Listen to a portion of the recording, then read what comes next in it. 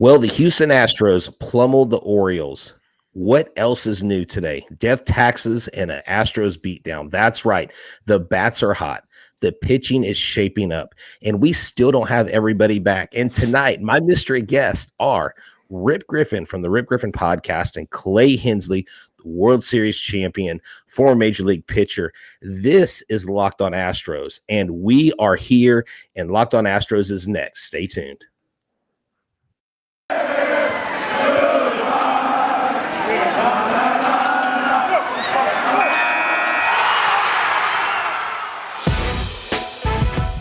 It's the Locked On Podcast Network, your team every day.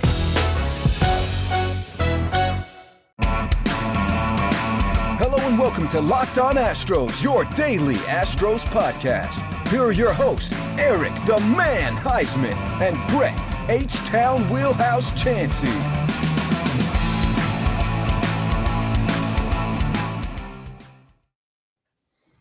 We are Locked on Houston Astros, and we are your only daily Astros podcast. We are your team every day. My name is Htown Wheelhouse, and you can find me on Twitter at Htown Wheelhouse. You can find me at Stros411 on Twitter, Instagram, and Facebook. Always positive, always Stros. The Astros win their 10th straight game today, and today's episode is brought to you by Locked on MLB. Join Walking Baseball Encyclopedia Paul Francis Sullivan. Please call him Sully. Every day on Locked on MLB for a unique look at the majors, both present and past, featuring exciting guest interviews, routine check-ins from Locked on MLB Network's team local experts like Eric Heisman and myself, and insightful analysis of the day's biggest stories. Locked on MLB is the single best source for your daily baseball talk. Subscribe today wherever you get your podcast. All right, let's start with Rip Griffin. Rip Griffin, tell the people where they can find you at. Hey, what's going on? You can find me on Twitter at Rip Griffin too. I'm there all the time. So if you follow me, I'll follow you back. So awesome. And he has a great podcast, the Rip Griffin Show. He's got a cool intro music and stuff like us. I think he inspired us to get that intro music. And we got the World Series champion, Clay Hensley. I should call you the nature boy because you are always jet flying. I mean, you keep it real, jet set. And he's in San Diego right now, I believe. Clay, where can they find you online? You can find me at chensley32 on Twitter and at Clay Hensley on Instagram, or on any Southwest flight near you. That's right. That's right. And don't be one of those people trying to go viral with the cell phone, because he will not put up with that mess.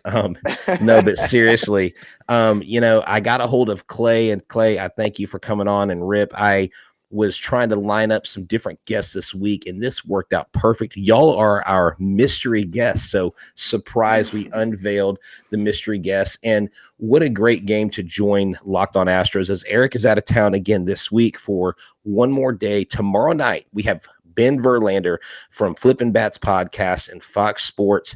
And don't forget, this Sunday at noon, Webster, the NASA location, Hooters, we will be live. We'll be giving away some Astros tickets. I just got a hold of some Skeeters tickets. We'll be giving away some sublimated jerseys and things like that. So come join, come have some brews, come eat some wings, and come watch the Astros win another game. Hopefully the win streak is still alive. So with that being said, the Astros absolutely pummel the Orioles 13-0. It wasn't even a question with a 3-0 start to the first inning. And, the boos continue to rain on Jose Altuve. And I love the boos get louder and louder, and then he just crushes home runs.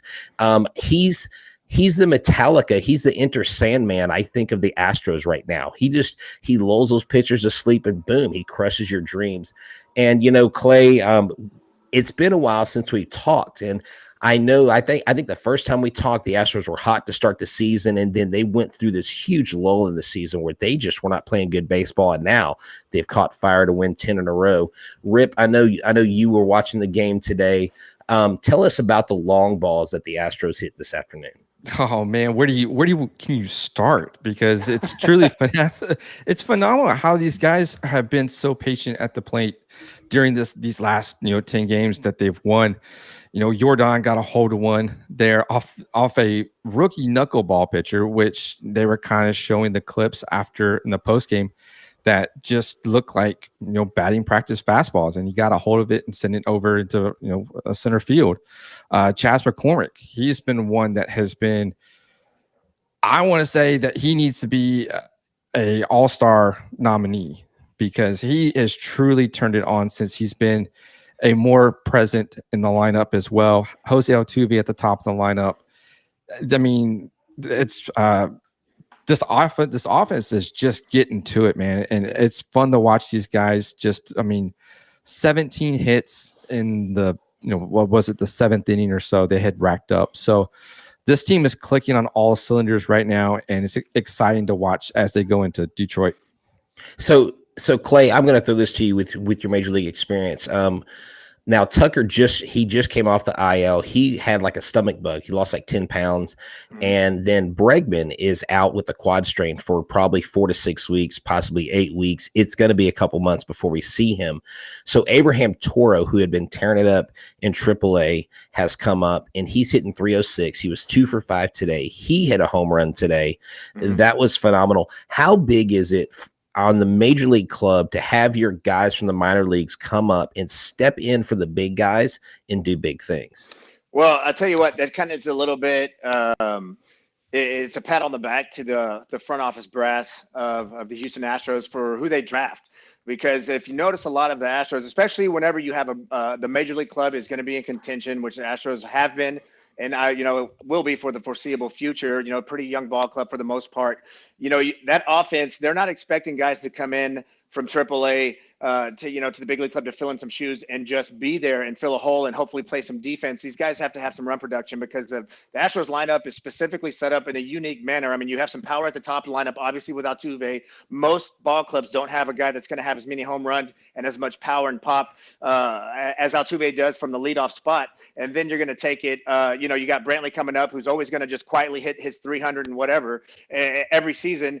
You got to come up and you have to have run production. You got to come in there and you got to be able to perform. And look, for Toro to come up, and going 2 for 5 at the plate, hitting a little dinger. These guys are big league ready down there in AAA. The AAA ball club for the Houston Astros is stacked. Probably could be in the lineup for most big league ball clubs throughout the league.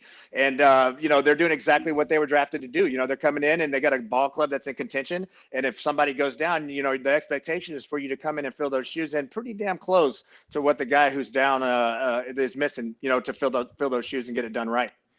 Exactly. Yeah. My thoughts on that is just the same in that you got guys like Chas McCormick, and we talked last night. I talked on the show on the podcast about how Chas McCormick I talked with Trevor Hauer last night, how McCormick and Straw seem to complement each other.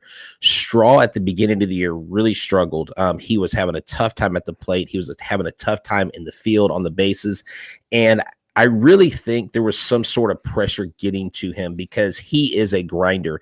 He's one of these guys. He's not your imposing 6'7" Taylor Jones build. He's a smaller guy. We know he has speed, but it's like Springer's gone. Your turn, kid. And he hadn't been given consistent at bats the last season and a half. He had come up here and there as spot starts, but he had hit over 300 in the minor leagues. And so nobody really believed in Straw. I didn't know how he would do, and he stepped up. And then like McCormick had family visiting, Clay. And the first at bat he gets in the game, he hits a home run to right center field. I mean, it seems like it's infectious. And this team, I kind of want to go into it right now. The whole statistical anomaly that I would say that Larry, the GM, sent to us about the Astros OPS, and we'll get to the pitchers part of it later. The Astros hitting over 780 OPS, Brantley 925, Correa 922, Gurriel 908. Alvarez 894, Altuve 891, Tucker 847, Toro 831, McCormick 824, and McCormick and Bregman both are at 787. I mean, this lineup is stout. Michael Brantley now is in the major league lead for batting average. He is right now, if it ended today, would be the American League batting champion. He's beyond Vlad Guerrero Jr., and this is another 2-hit game. Clay, this guy's dialed in, and so having a guy like him on the team, how important is it to have Brantley to be the smooth, calm, consistent, non-emotional guy for the hitters around him. Well, that 356 makes it nice and smooth. The True. thing is, hey, what did I tell you whenever we were in the off season and we were talking about this stuff? And, you were talking about whether Brantley was going to leave or whether he was going to stay or whatnot. And I told you, I said, I knew from the very beginning he was going to stay because the Astros couldn't let him go. He was one of those guys that he is a veteran ball player that's on that team. He is a leader on that ball team, but he does every year in and year out, he's going to hit 300 plus. And that's the production that you needed. And that's the kind of production that is infectious when you see some of these younger guys coming in and stepping in. Whenever I was a rookie and I got called up to the San Diego Padres and we were in the, contention for it in 2005, 2006, that was a pretty veteran ball club. And to kind of go back on what we were talking about earlier, guys like Brantley were on that ball club. We had veteran guys up there just hitting 300, like it was their job. And they did that every year. And that's why these young guys are coming in and stepping in and they're doing such a good job because it kind of raises your level a little bit. Even though you get to the big leagues, when you get called up, you're already kind of raising your game a little bit. But when you see that it's around, you're like, well, this is business. There's no time to mess around. We got to win now. You tend to step up your game a little bit. When you have guys like Brantley around you, with that leadership quality, with the willingness to kind of teach you, kind of help these younger guys like, hey, this is what you need to be thinking in these situations, kind of giving them the scouting report of things that they need to be doing that you don't get, it doesn't matter how long you play in AAA, you got to get this at the big league club. When you have guys like Brantley surrounding some of these younger guys, you start to see some of these younger guys start to have that production and get exactly what they're trying to get, what the Astros want to get out of them when they were drafted or when they were traded for. And that's one of the things. Brantley was one of those guys that not only is his on-the-field production, a major component to this ball club winning, but it's also his locker room presence. And that's what gets your younger guys playing at the caliber that the Houston Astros young players are playing at today. That is awesome. Hey, Rip, I'm going to throw it to you about Jose Urquidy, and then I see a question that Larry, the GM, has for Clay specifically. But tell us a little bit about Jose Urquidy's outing as compared to just the year he's having. Well, Jose has he kind of started off a little bit slow this season, but he's kind of picked it up over the last couple starts. Tonight he went 7 innings, only gave up 3 hits, 1 walk, and 6 strikeouts. He's not one of those pitchers that's going to overpower you with, breaking ball stuff, but he's going to pitch, and that's what he's going to do. He's going to throw you strikes. And that's what makes him so effective because he's just one of those he's going to go out there, he's going to grind, he's going to pitch, he's going to make you work. And at the end of the day, he's going to come out and he's always so cool, calm, and collected, especially when he's on the mound and when he walks off the mound. Yep. And it's one of those that's what you need with this rotation. You need guys. I mean, Framber's another one that's always cool, calm, and collected. But Jose's been great as the season has progressed, as he's gotten more starts. I kind of would have, even though the game was out of reach, I would have liked him to actually go and try to just finish the game out. Yeah. Because he's one of those that he wants to pitch 200 innings this season. Yeah. He wants to eclipse that 150 that he's pitched over the past, couple seasons. But I think as the season progresses, we're going to see more of Jose Urquidy kind of just become more dominant, more dialed in, and he's going to be one of those effective pitchers come down the season and into September and October. No, yeah, definitely. And we have a wealth of pitching. We have a wealth of hitting, but do you have wealth front? Let me tell you, decades of data show that investors that trade individual stocks underperform the market every year, kind of like the Baltimore Orioles. In fact, only 1% of day traders beat the market. The odds are not in your favor if you're doing it alone. Team up with Wealthfront instead. Basically, Wealthfront are the Houston Astros of investing, okay? Wealthfront can create a portfolio that is globally diversified, low-cost index fund personalized just for you in minutes. No manual trades, no picking stocks, no watching the stock market every day. They automatically handle all the investing based on preferences you control. You don't need a $100 million contract and a Briggy Bomb salsa to make it big. You just need Wealthfront. Wealthfront can even help you lower the taxes you pay as you invest. For the average client, their tax loss harvesting can more than cover the low annual 0.25% advisory fee. Best of all, it's automatic. So check this out. Stick with me, guys. Wealthfront is trusted with over $20 billion of assets. That's right. That's huge. Okay. And you can get your first $5,000 managed for free for life. Go to wealthfront.com/LockedOnMLB. And you don't need a $100 million contract or $5,000. You just need $500 to start. Grow your wealth the easy way and let wealthfront.com do the work for you. So go get your first $5,000 managed for free for life. Go to wealthfront.com/LockedOnMLB. That's WEALTHFRONT.com/LockedOnMLB. And one more thing before I bring Clay in here to have a question. I know he has something to add from what Rip said. And if you're the betting type and you like to get into sports betting, Bet Online is the fastest and easiest way to bet on all your sports action. Baseball season is in full swing, and you can track all the action at Bet Online. Will the Astros win 11 games? Will they beat the longest winning streak of the season of 13 against Oakland? You can go there and get all the odds and information of all your sporting needs. Before the next pitch, the next Astros game, head over to Bet Online on your laptop or mobile device and check out all the great sporting news, sign-up bonuses, and contest information. Don't just sit on the sidelines anymore. This is your chance to get in the game as teams prep for the run for the playoffs. Head to the website or use your mobile device to sign up today and receive your 50% welcome bonus on your first deposit. Use a promo code LOCKEDON. Bet Online, your sportsbook expert. Kicking it to you, Clay. Yeah, look, hey, I want to touch on that, Rip, because you're absolutely correct. What I would have liked to seen is have him go the distance. You see a lot of, ball clubs these days kind of doing exactly this, with some of their younger starters. They want them to come out of the game, ahead and feeling good about himself. But, this was a boat race. And in a situation like this, having thrown, 84 pitches, and quite frankly, was pretty impressive with 69 of those being strikes. I would have liked to see the Astros extend him, let him finish the game, because, look, you never know what's going to happen in this ball game. All right. Anything could happen tomorrow. The Astros are 100% absolutely riding a nice wave right now, 2 games shy of a club record, that was done in 99, 04, and 18, by winning 12 games in a row back then. But you can run into a buzzsaw real quick. This game can humble you, and you might need that bullpen. You might need that bullpen to come in a stretch. We might have some starters go out the next couple of days that kind of get touched up for whatever reason, where a bullpen that's rested could come in and save that ball game. Plus, having a guy like Urquidy go out and go the distance, finish the ball game, that's a confidence thing for him. Throwing a complete game, even if he would have given up a few runs and extending those pitches, getting up into the 100, 105, 110 range, that's what's going to get you going deep in the playoffs as well when you need these starters to go deep. Shutting these guys down early, midway through the season at 84 pitches, I would have liked to see him go the distance. I think it would have been a really big plus for him, and it would have been a huge pickup and a rest for the bullpen as well. Exactly. So I want to get to this question. Larry, the GM, says, Clay, can you address something? How much benefit do you see in the 6-man rotation? In a normal week with an off day that has a 5-man rotation, it's like the 6-man rotation during this 20-day run that they're on.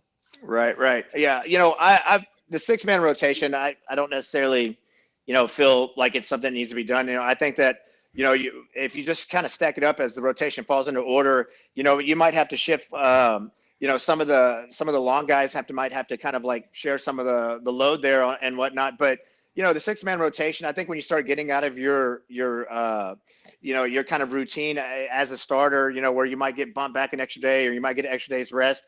I think at this point of the season, I don't think it's something that benefits anybody, to be honest with you. I kind of like sticking with the old school 5-man rotation and just kind of rolling with it how it is. And then if sometimes you need to shuffle out somebody in the middle relief role, bring up a younger guy to have an extra arm for a couple of days, I kind of more in line with that. I guess because maybe that's what happened to me. So. I hear you. You have some personal feelings that are tied for that to 6-man rotation when I was playing, but no. I hear you. So, Clay, one more question from Johnny Munoz. Do you think that 200 inning type of pitchers will be extinct soon, since ball clubs would rather save those innings for the playoffs? I honestly, I think it's starting to dwindle down. I had a fortunate conversation with Gaylord Perry some time ago, and we were talking, and we were actually specifically talking about this. And, I think a lot of ball clubs are doing this because they're saying that it's protecting their pitchers or protecting their arms. But, if you see it, it seems like, consistently each year, at least over the last decade, these injuries seem to be popping up a little bit more. And I think it's from not extending these guys. I think it's protect them a little bit. I think they need to extend these guys a little bit more in AAA to get those arms strong and get used to throwing the 200+ innings. I do think it's probably, as each year goes on right now, I think that the way that the metrics are going and the way that the games are managed now, I think it is going to be something that's going to be somewhat extinct, which is sad. I mean, you want to see those horses out there, once every 5 days. I think it's, if you look at it, since they pulled the innings back, you see a lot of these pitchers getting hurt more. I don't think that there's really much that's it's doing for saving the tank for the playoffs. I think extending these guys early on, and as you get towards, maybe August and September, which is why, back in the day when we had the September call-ups, that's what it was for, is to kind of give the horses the break, getting ready to go into the playoffs. Just speaking of that, when I was talking to Perry, I was like, what's the most pitches you've ever thrown in a game? And he was like, 218. And I was like, what? Wow. And I said, what are you talking about? And he said, yeah, we went 18 innings. So it was an extra inning game, and he stayed in the game, and you won't see that anymore. No, he no. was kind of ragging us pitchers these days, not being strong enough. But that was a different ball club and different ball game. And I just think that it's starting to change. It changes every year. I never thought I'd be that pitcher that'd be like, oh, the game's changed, but it's significantly changing with the way the metrics are and the way that they're, I guess scouting and front offices are starting to assess these pitchers. It's kind of like, and I don't remember the guy's name, but there was a lineman for the Green Bay Packers that I believe broke his femur or his tibula, whatever your lower leg bone is. I don't know what, I'm not a doctor. Whatever that, femur, broke his femur, like in the second quarter of a football game, and knew he broke his leg, but he was afraid to tell Lombardi that he was hurt, so he played the rest of the game on a broken leg. Oh man. You won't get that. You won't get that anymore, No. man.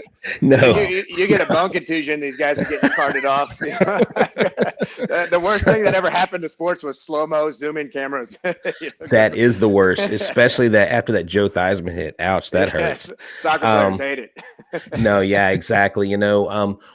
One of the things that happened, and actually I'll give Chandler Rome credit for this. I won't take credit for this stat that he found, but the Astros had 3 2-out hits in the first inning. Okay. 2 came on 2 strike counts. The Astros entered today's game as the only lineup in baseball hitting over 200, OPSing over 600, and slugging more than 300 and 2 strike counts.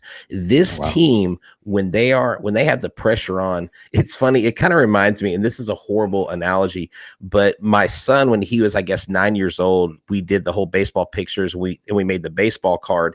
And then I was like, wait, you can make baseball cards on tops.com. So I made a baseball card, and on the back, the blurb is 2 strike Sammy, because every one of my son's hits that season were on 2 strikes. Like he would swing at something or he would watch a pitch, 2 strikes, he'd get a hit. If he got 2 strikes, I knew he was getting on base.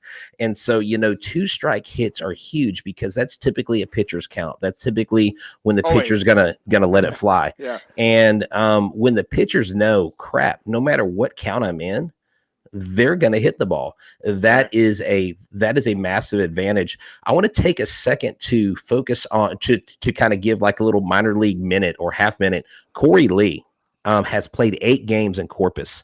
He's the catcher. He's the catcher of the future, they say, for the Astros. He's already hit 4 home runs in Corpus. Mm-hmm. And Whataburger Field, from what I understand, from what Josh Rojas told me when I interviewed him at Round Rock, that is not a home run hitting ballpark. That's not a ballpark that you hit a ton of home runs out of.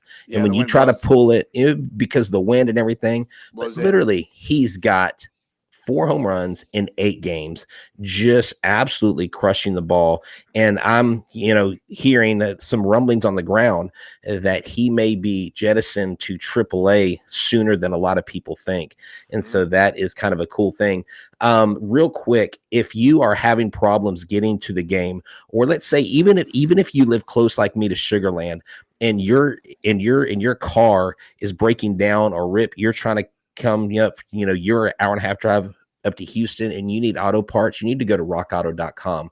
Save time and money using RockAuto. Why would you spend 30, 50, or 100% more on some parts that you get in chain stores or a car dealership than when you go to rockauto.com?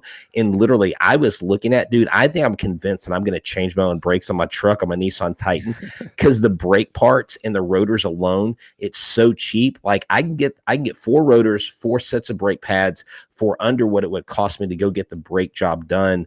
I like cut in half, right? So I don't pay the labor. I pay half the cost because RockAuto is family owned. They have an easily navigable website. They are the kings when it comes to auto parts. And so this is what I want you to do. Think about where you need to get what you need to get fixed. Rip, you need carpet for that minivan.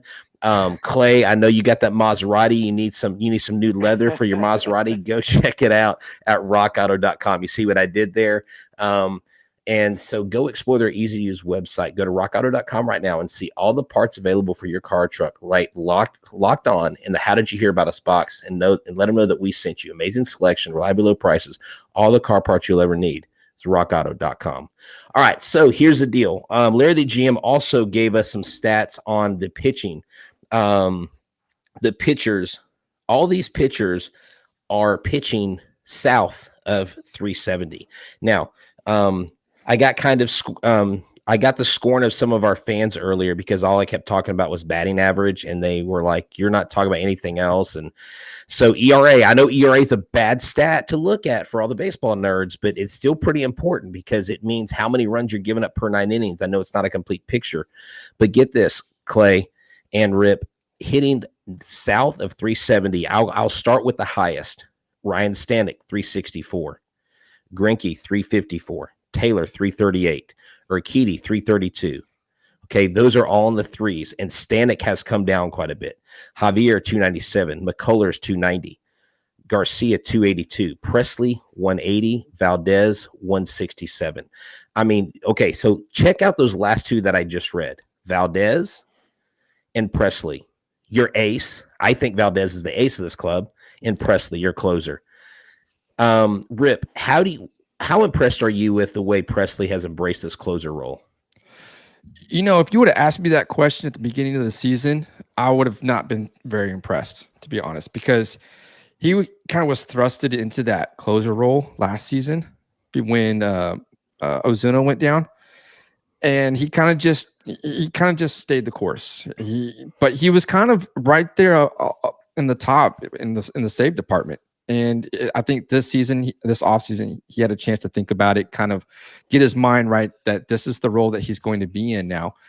And he's just, I mean, a 1.80 ERA. I mean, he's up at the top within saves right now. I think he's, I had it pulled up, but I mean, he's at the top of the league in saves right now. So he is enjoying that closer role, to be honest. I think it fits him now.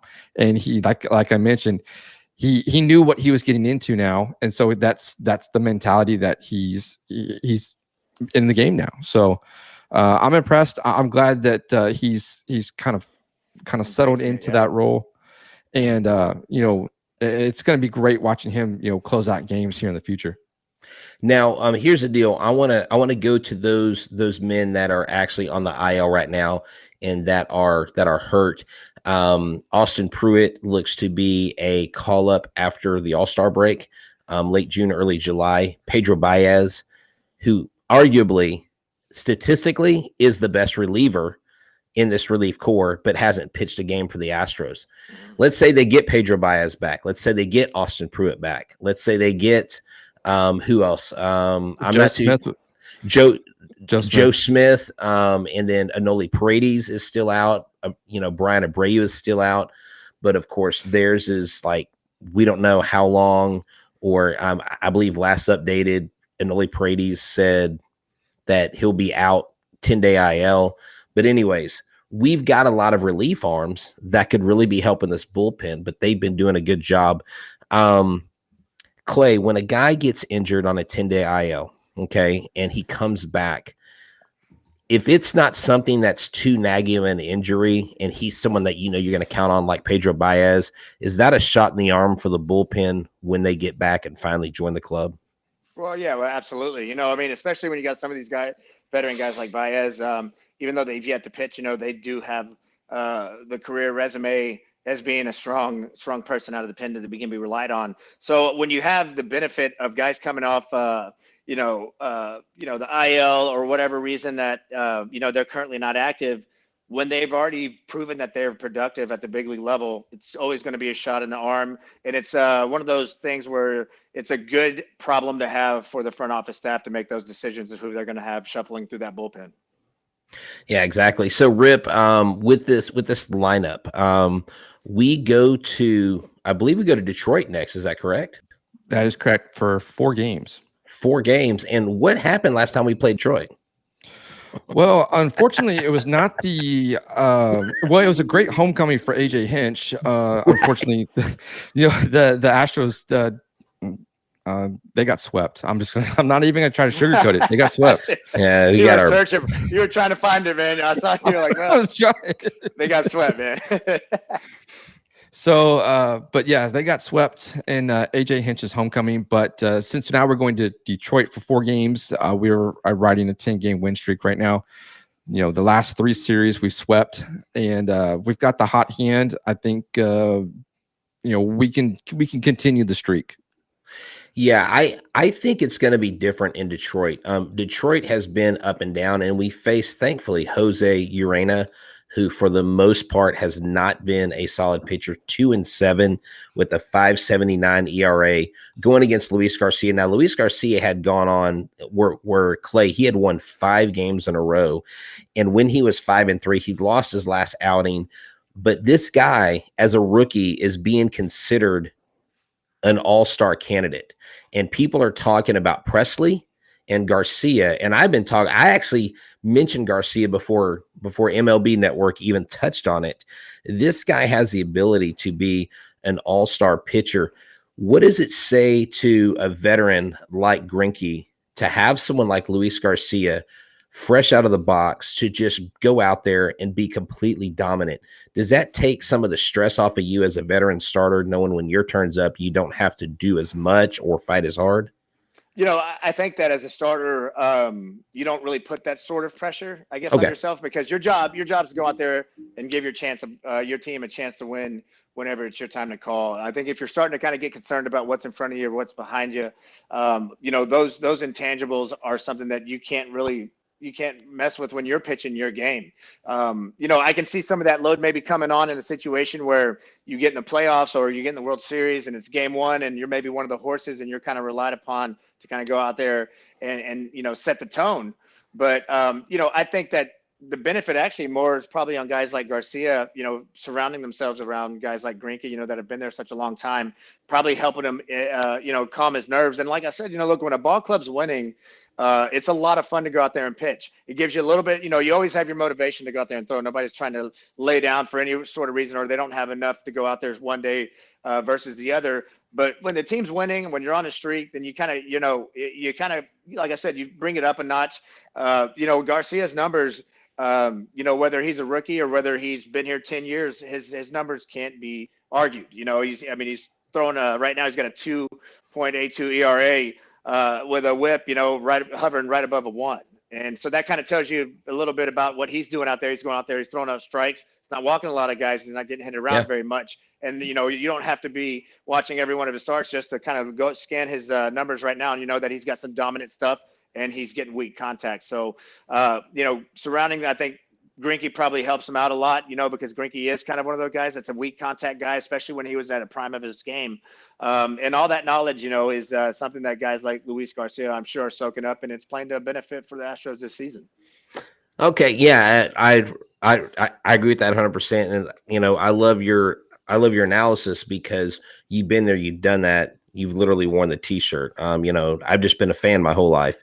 Rip and I both, we're just kind of fans. We haven't played at the high level you have, but to touch on that real quick though, it's like when I came up, I had veteran guys around me. We had a veteran ball club. It was like David Wells, Woody Williams, Greg Maddux, Trevor Hoffman in the bullpen, Ryan Klesko. These guys, at the positions, and so it was a pretty salty crew, But I was able to learn a lot, and it was a big reason why I was probably able to stay there. Being 4'2" and pitching in the big leagues. So, when Woody Williams said, "Hey, son, you got better stuff than me. Just shut your mouth and listen to everything I got to say." You kind of be quiet. And so it's things like that I'm sure that Garcia and some of the younger guys are kind of grasping on to some of the veterans that are on this in the locker room and on this ball club for the Astros. Yeah, I've met Woody. We share a personal friend. One of his best friends, Jason Smith, is a good friend of mine from when I was a youth pastor. Woody Williams, a great guy, one of the coolest guys I've ever met. Okay, so I'm going to throw this. I'm going to call this the wild card question of the day, a new segment I just created. If I was the Astros, I would try to move Bregman. He's the reason they did not get to the World Series last year. Terrible playoff player. We need to absolutely keep Correa and sacrifice Bregman. Okay. Rip Griffin, straight up, what do you think? Yes or no? No. You've got Bregman locked in for $100 million for the next 2-3 years. 2024 is when his contract's up. Bregman, the whole team struggled, so you really can't put a lot of that on Bregman for last season. I mean, it's a team game. They did get to the American League Championship Series, and they did come within Game 7 of winning that series. Bregman is one of those that he's always been a slow starter. He will always get out the gate slow, but he gradually starts to improve, and he gets hot, which is unfortunately he's kind of around this time, and he's on the IL right now. But no, I would not sacrifice Bregman. He's your third baseman for the next few years. It's going to be interesting to see when the season winds down, what the front office is going to do, especially with Correa. There's a lot of guys coming off the books, but to answer the question, no, I would not sacrifice Bregman right now. Yeah. So what do you say, Clay? Did you just make up that question? No, no. Because I got to tell you, Mr. Tightwhite is a legit person on here, and he's like, pin my question. It's an important one. So I was like, hey, wild card question.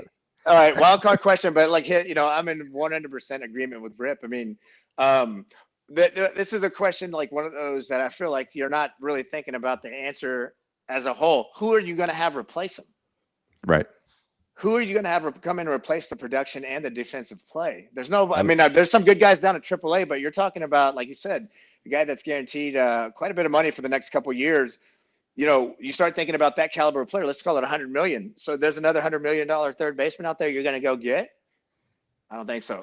And I think that you'll see that would be a glaring hole moving into the season without Bregman there, especially covering that corner and everything else he brings to the table for the Houston Astros. So no, I don't think you move on him.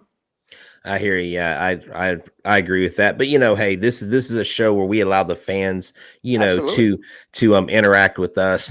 But guys, we are at the time, unfortunately, where I need to cut this show off. It has been a pleasure to have Rip Griffin from the Rip Griffin Show. If you guys are on Twitter, look him up. Go to Apple, Google, or Spotify. Check out his podcast.